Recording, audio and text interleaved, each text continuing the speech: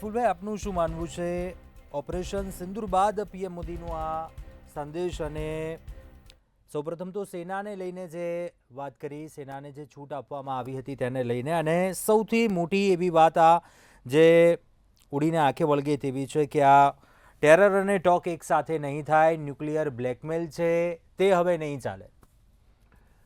કુંજ, આ આખી વાતની જે શરૂઆત છે પહેલગામમાં જે હુમલો કર્યો હતો પાકિસ્તાન પ્રેરિત ટેરરિઝમના જે હુમલો થયો હતો, આતંકવાદીઓએ જે ક્રૂરતાપૂર્ણ અને કાયરતાપૂર્ણ જે હુમલો કર્યો હતો અને પોતાના બાળકો અને મહિલાઓની સામે એમના પતિઓની જે ક્રૂરતાપૂર્વક હત્યા કરી હતી, અને એનો જવાબમાં જે ઓપરેશન સિંદૂર ભારત સરકાર અને ભારત લશ્કરે જે લશ્કરી દળો જુદા જુદા છે અને જે શૌર્યપૂર્વક એ જે ઓપરેશન સિંદૂરને પાર પાડ્યું છે એ માટે ચોક્કસપણે આપણે સલામ કરવી પડે.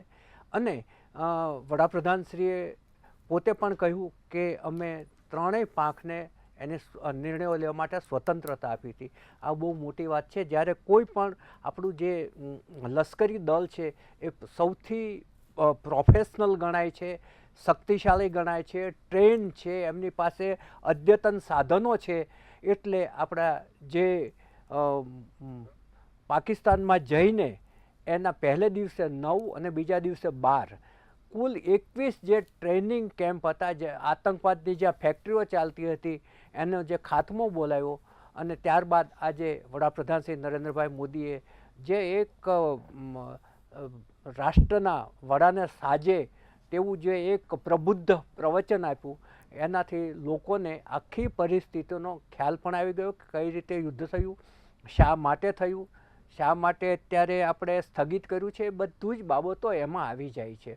એમાં 3 બાબતો છે એ ધ્યાન દોરે એવી છે. પહેલી બાબત એમણે એમ કહી કે પાકિસ્તાનને આપણે તહસ નહસ કરી નાખ્યું છે આ એર સ્ટ્રાઇકથી.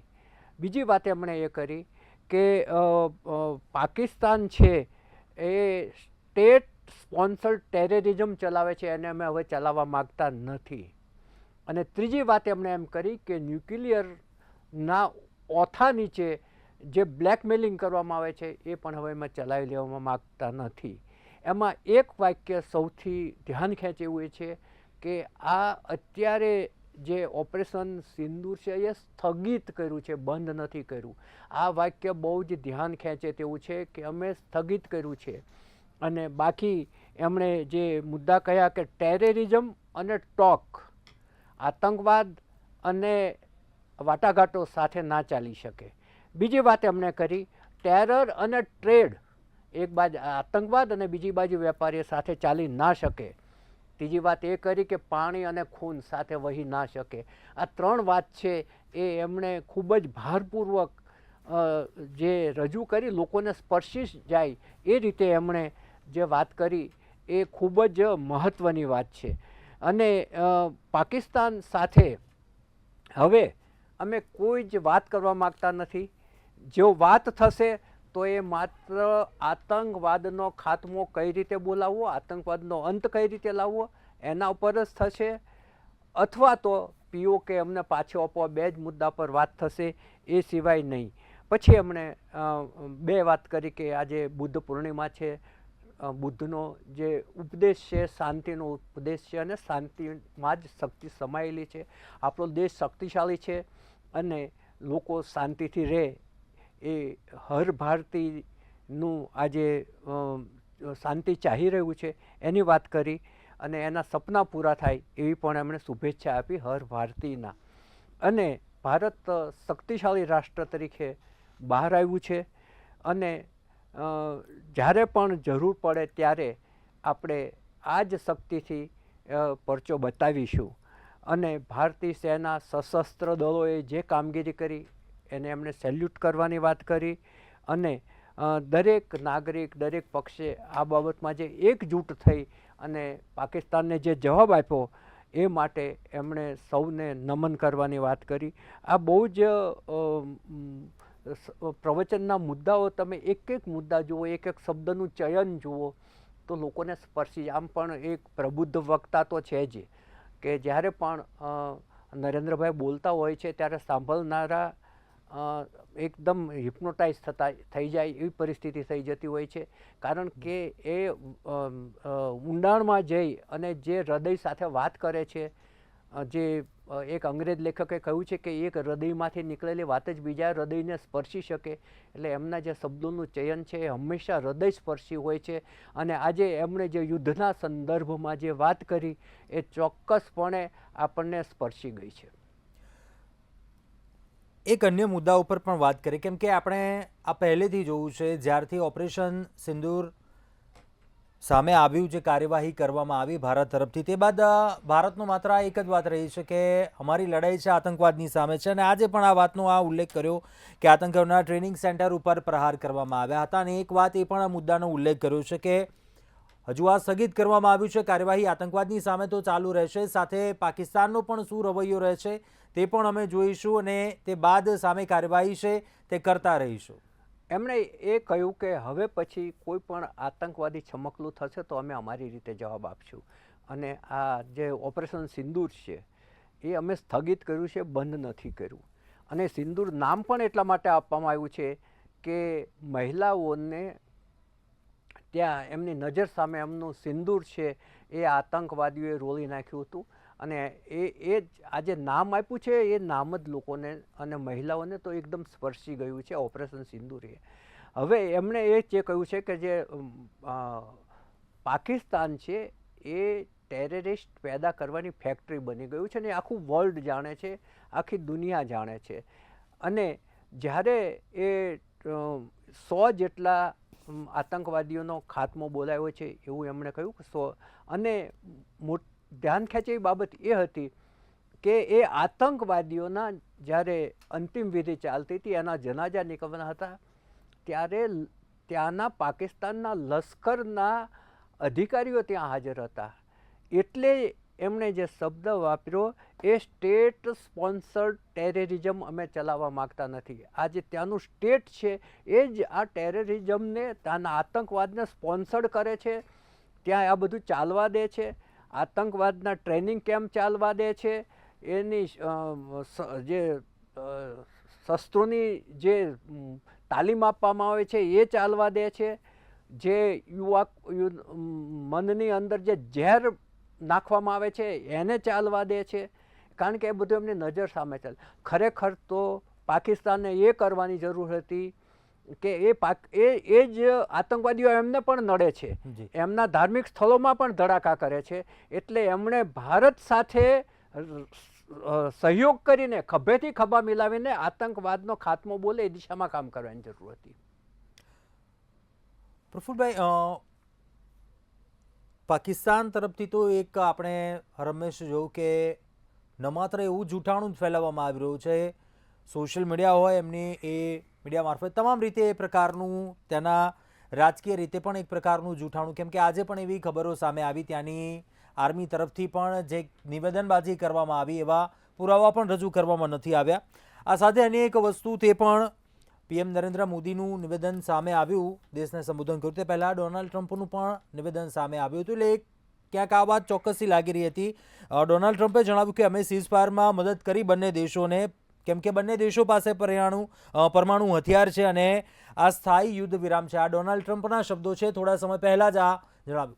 એટલે શું લાગે છે, એક તરફ મધ્યસ્થીની વાત પહેલાં કરી હતી, એ પહેલ કરી હતી, ત્યારબાદ આજનું આ નિવેદન કે આ સ્થાયી યુદ્ધ વિરામ છે, આજે ડોનાલ્ડ ટ્રમ્પ કહી રહ્યા છે. શું લાગી રહ્યું છે કે હવે આ પરિસ્થિતિ જો કદાચ વધુ વણસે છે હાથમાંથી, કોઈ પણ પ્રકારનું એવું કૃત્ય થાય છે, ભારત ચોક્કસથી કાર્યવાહી કરશે, પરંતુ હવે ક્યાંક એ મધ્યસ્થીની વાત હવે નહીં આવે, ક્યાંક માહોલ છે તે વધુ ગરમાગરમીવાળો બની જશે, તણાવ છે તે વધી જશે? ના, અત્યારે એવું નથી લાગતું. અત્યારે તણાવ છે એ ઓછો થયો છે. બંને તરફી જે આપણી સીમા છે ત્યાં અત્યારે શાંતિનો માહોલ પ્રવર્તે છે, જનજીવન પણ સામાન્ય થઈ ગયું છે. પરંતુ હવે જો કોઈ અડપલા કરે, કારણ કે પાકિસ્તાનનો લોકોને વિશ્વાસ નથી, કારણ કે એ અવલચંડાઈ કરવાનું છોડતું જ નથી. પેલા કૂતરાની પૂંછડી માટે કહેવાય છે ને કે કૂતરાની પૂંછડી પાઇપમાં રાખી મૂકો 1 વર્ષ અને પછી પાઇપ કાઢી લો તો વાંકી જ થઈ જાય. એ પ્રમાણે જે પાકિસ્તાનની અવલચંડાઈ છે ને એના પર લોકોને વિશ્વાસ નથી. અને બીજું ત્યાંના સરકાર અને ત્યાંનું જે સૈન્ય બળ છે એ બે વચ્ચે કોઈ તાલમેલ નથી. તમે જુઓ કે જે દિવસે આપણે સીઝ ફાયરની વાત થઈ એ જ દિવસે રાત્રે આપણા તરફ એ લોકોએ ડ્રોનના હુમલાઓ ચાલુ રાખ્યા.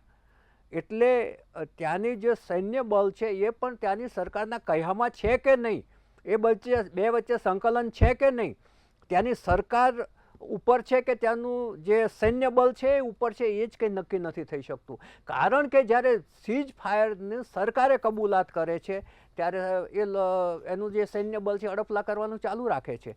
એટલે જે વાતાવરણ છે અત્યારે શાંતિ છે, શાંતિ બનેલી રહે એવું આપણે ઈચ્છીએ છીએ. કારણ કે શાંતિનો કોઈ બીજો વિકલ્પ હોઈ ના શકે. તો જ બંને દેશોનો જે વિકાસ છે એ થઈ શકે. એમના જે નાણાં છે, નાણાં ભંડોળ એ યુદ્ધમાં વપરાવાને બદલે વિકાસ કામોમાં વપરાય અને લોકોની જે સુલેહ, શાંતિ અને સગવડમાં વધારો થાય. એટલે શાંતિ એનો આ તો ભગવાન કૃષ્ણનું વાક્ય છે. જ્યારે એ કૌરવો આગળ શાંતિ પ્રસ્તાવ લઈને ગયા હતા ત્યારે એ બોલ્યા હતા કે શાંતિનો કોઈ વિકલ્પ ના હોઈ શકે. એટલે શાંતિ છે એ જળવાયેલી રહે બંને તરફી, પાકિસ્તાન તરફી પણ અને આપણા તરફી પણ, એ ખૂબ જ જરૂરી છે. અને પાકિસ્તાન છે એનું જે અવલચંડાઈ કરવાનો જે સ્વભાવ છે, એની જે કુટેવ છે એ છોડે અને એ એમના દેશમાં સુખી થાય, આપણે આપણા દેશમાં સુખી થઈએ તો પ્રગતિ પણ થઈ શકશે. પરંતુ એ જો ટેરરિઝમના જે કેમ્પો છે એને ચાલુ રાખશે, ટેરરિઝમને સ્પોન્સર કરવાનું ચાલુ રાખશે, એના કેમ્પોને મદદ કરવાનું ચાલુ રાખશે અને એ ત્યાંના સૈન્ય બળ સાથે એની જે ભેળસેળ થાય છે એ ભેળસેળ કરવાનું ચાલુ રાખશે, ત્યાં સુધી આતંકવાદનો ત્યાં સંપૂર્ણ ખાત્મો થાય એવું કોઈ ચિહ્ન દેખાતું નથી.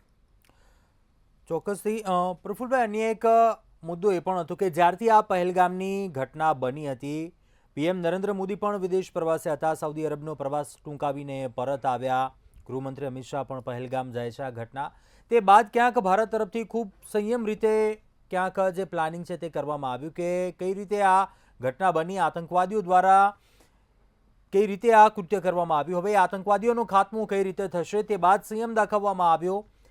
એ દિવસ પછી આપણે જોયું છે ઘણી એવી 15 થી 20 દિવસ જેટલો સમય વીત્યો, આપણે જોતા આવ્યા છે પીએમ નરેન્દ્ર મોદીની, ગૃહમંત્રીની પણ, આઈબી ચીફ, સેનાના તમામ વડાઓ સાથે એ મિટિંગ કરી રહ્યા હતા, તે એક્ઝિક્યુટ કરી રહ્યા હતા. ખૂબ જ સંયમ સાથે સેનાની સાથે પણ એ સંકલન જોવા મળ્યું અને ત્યારબાદ ભારત તરફથી પણ ખૂબ જ સંયમતાપૂર્વક એ જવાબ આપવામાં આવ્યો છે. કોઈ એગ્રેશનમાં એવી કાર્યવાહી કરવામાં નથી આવી, કેમ કે પાછલા પણ કેટલાક પાકિસ્તાન તરફથી ઉલ્લંઘન કરવામાં આવ્યું હોય, પરંતુ ત્યારબાદ પણ ભારતે ખૂબ જ એ સંકલન રીતે જવાબ આપ્યો છે. આપણે સતત એ પણ જોયું છે કે સેના દ્વારા છેલ્લા 2-3 દિવસથી પ્રેસ કરવામાં આવી રહી છે અને પુરાવા સાથે રજૂ કરીને જણાવવામાં આવી રહ્યું છે કે અહીંયા હુમલો થયો છે, આ હુમલાને પણ નાકામ કરી દેવામાં આવ્યો છે. આપણી એર ડિફેન્સ સિસ્ટમ છે તે પણ કેટલી સક્રિય છે, એર ડિફેન્સ સિસ્ટમ પણ તે પ્રકારે જવાબ આપી રહી છે. સામે જૂઠાણું ભલે ગમે તે હોય, પરંતુ સેના દ્વારા સેનાનું માઇન્ડસેટ છે એક તરફ, સાથે એક રાજનીતિક દ્રષ્ટિએથી પણ આપણે જોઈએ સર્વદળીય એવી બેઠક પણ મળી, સાથે આટલા દિવસથી સતત એ પ્રકારની બેઠકો રહી સેનાની પાંખ સાથે, એ સંકલનને આ તમામ પક્ષ કઈ રીતે જુઓ છો આપ?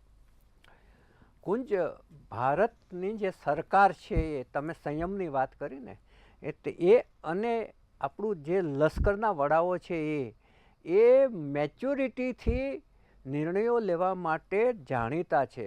એ લોકોએ જે આડેધડ હુમલો કર્યાને બદલે ખૂબ જ પ્લાનિંગપૂર્વક આ ઓપરેશન હાથ ધર્યું હતું.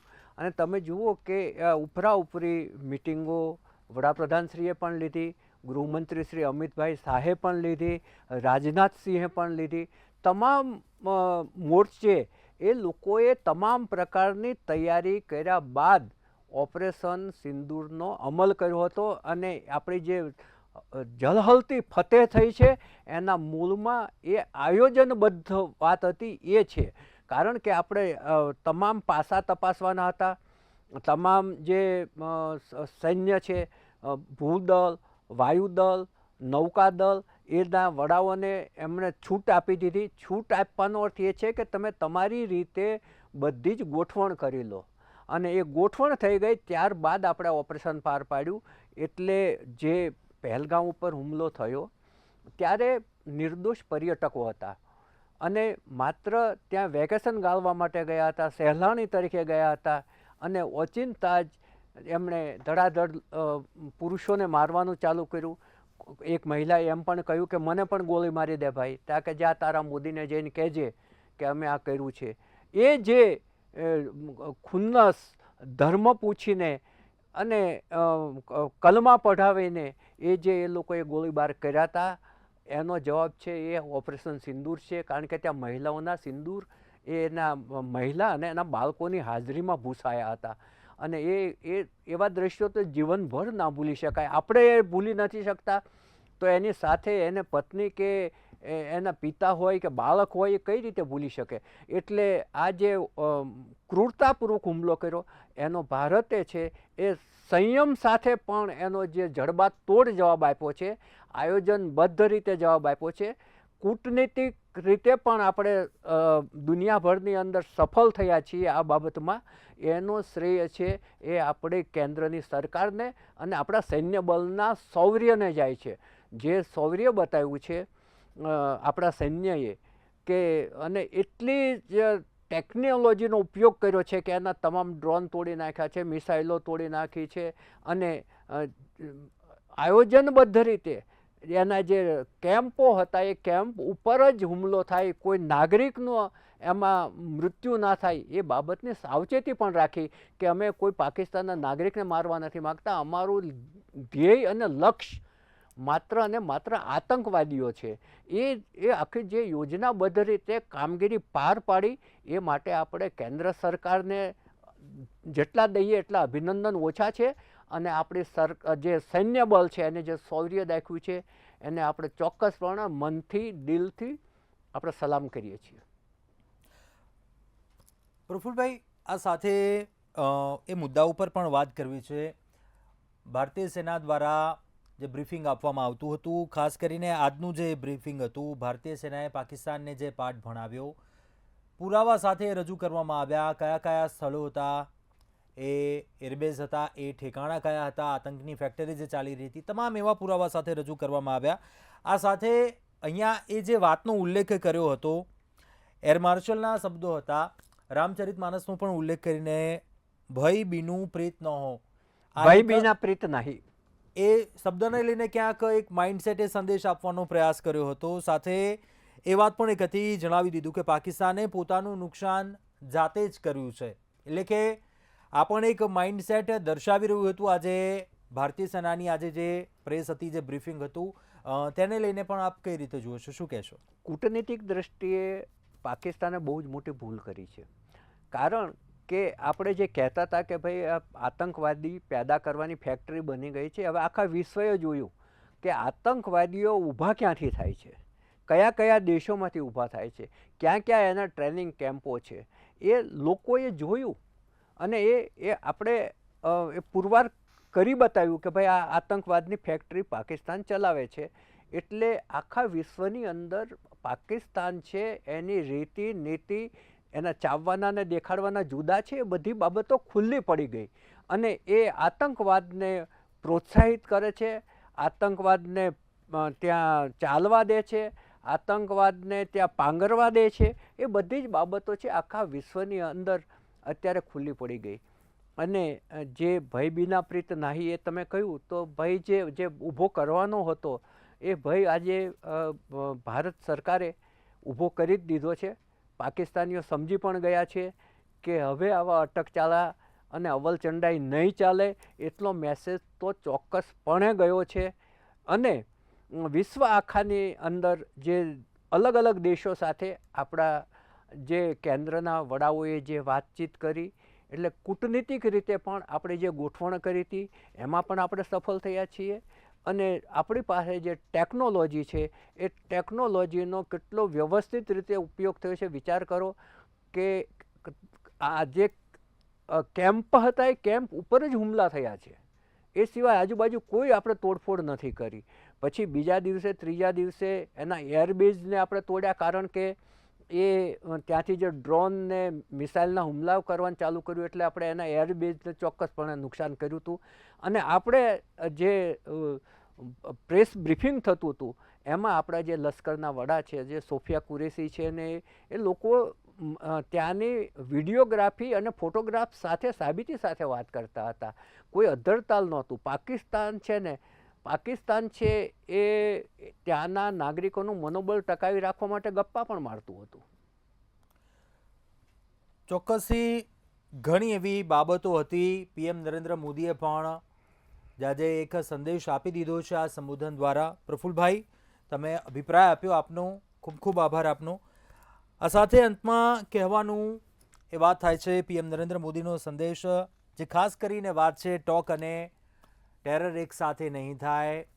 ટેરર અને ટ્રેડ છે તે પણ એક સાથે છે, તે નહીં થઈ શકે. સાથે જ જે મુદ્દાઓને લઈને ખાસ વાત કરી છે કે હાલ આ કાર્યવાહી કરવામાં આવી હતી ઓપરેશન સિંદૂર, અમે આતંકવાદની સામેની આ લડાઈ છે, આતંકવાદનો ખાત્મો કરીને જ રહીશું. અત્યારે હાલ સમાચારોમાં બસ આટલું બધું. સમાચારો મેળવવા માટે અને અપડેટ મેળવવા માટે આપ જોતા રહો મંતવ્ય ન્યૂઝ. નમસ્કાર.